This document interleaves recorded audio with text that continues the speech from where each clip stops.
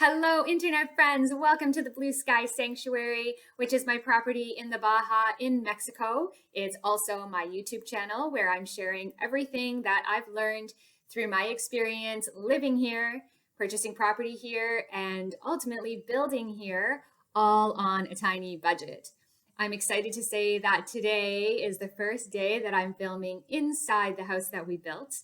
And the footage that I'm about to share with you, you'll see basically chapter 2 of the build, which is us breaking and leveling the ground all the way through to us getting the walls started. I'll catch you on the other side, share what I've learned, and tell you what is coming up next.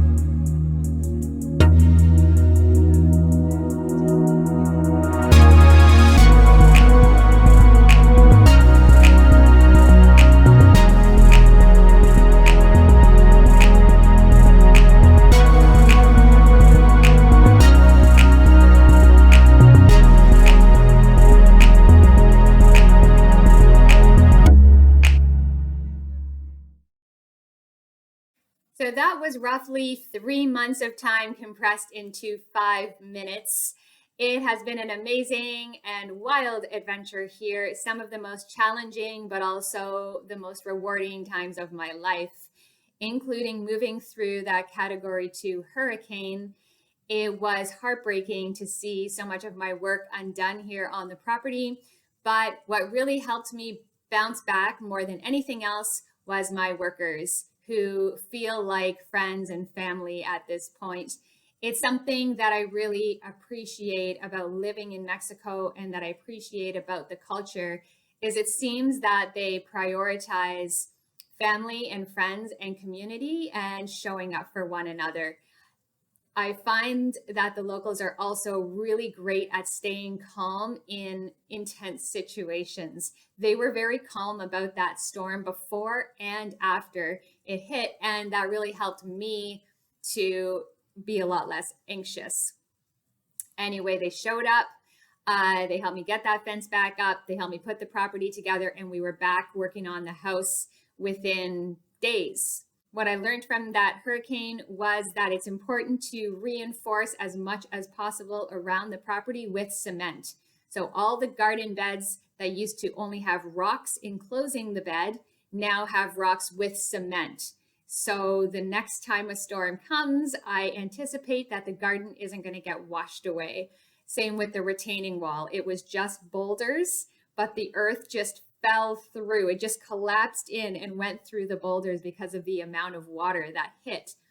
The earth here is really, really strong. It's like cement until water hits it, until a lot of water hits it. And then it dissolves like sand, and it doesn't hold in place at all. So that's what I learned from the hurricane, that and how valuable community is here and how much I appreciate them.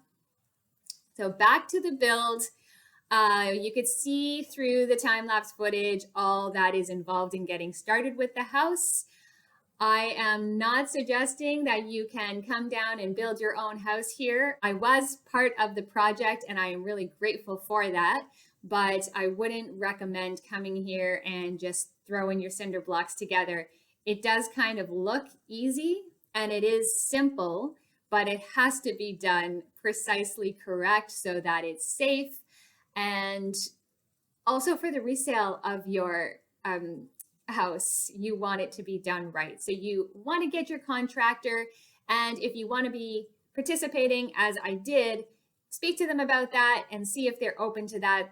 I am fortunate that I've got a great crew of guys that I work with, and they're patient with me and my friends, and they were happy to teach us. There is a senior worker that has over 40 years experience. He is actually 72 and still chooses to work. He loves staying active, and he's amazingly strong and able, and was also a great teacher for us. So he was overseeing us every day, making sure that we were doing things right so that the end result is rock solid and it meets a standard. And that is important for your own safety and for selling the house in the future. I had that relationship built with the crew before we started the house because, as I mentioned in my previous video, we formed a relationship first through small projects. I would recommend that you try the crew out with, we did the septic system together, we built the fence together, and they installed the power pole for me. And through those 3 small projects, I was able to get a sense of how they work. They got a sense of me. We learned how to communicate because they did not and don't speak any English, and my Spanish was a little bit limited. It is much better now from working with them 5-6 days a week for months. I'm about 75% in my Spanish when it comes to anything regarding home building. Anyway, once we had completed those 3 projects, we knew what to expect from each other when it came to the house. We knew that we wanted to work together. And I think that's key in any relationship, whether it's a working relationship or personal, to manage expectations. And then everyone's on the same page, and it's much easier to move forward together. What else I learned from the footage that I've shared with you today is to not build in Mexico in the summer if you can help it. We were laying those cinder blocks in September and October, and that is about the worst time you could do it. The reason we did is it kind of just timed out that way. And if I had chosen to take a few months off and pick up in November and December when it would be a little bit cooler, I likely would have lost my workers.